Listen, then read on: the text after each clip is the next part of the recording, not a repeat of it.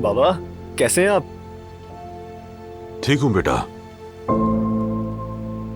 क्या बात है, आज बड़े खुश लग रहे हो? आज मैंने बहुत ही अच्छा काम किया है बाबा।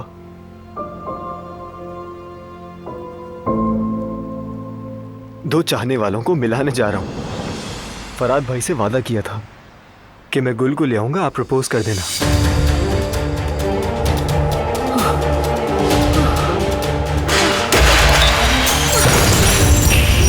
कदर आपा, कदर खातून, कदर आपा, कदर खातून, कदर आपा, कदर आपा, आप ठीक है? बेटा फौरन डॉक्टर को बुलाओ, जल्दी जाओ। कदर खातून, आंखें खोले। कदर खातून,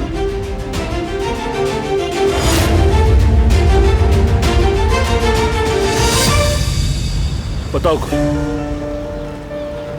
क्या तुम मुझसे शादी करना चाहोगी? क्या तुम मुझे इस दुनिया का खुशनसीब इंसान बनाओगी?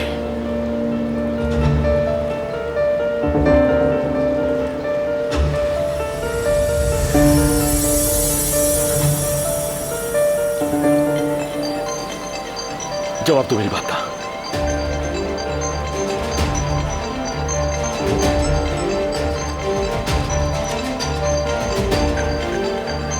जहान भाई की कॉल है।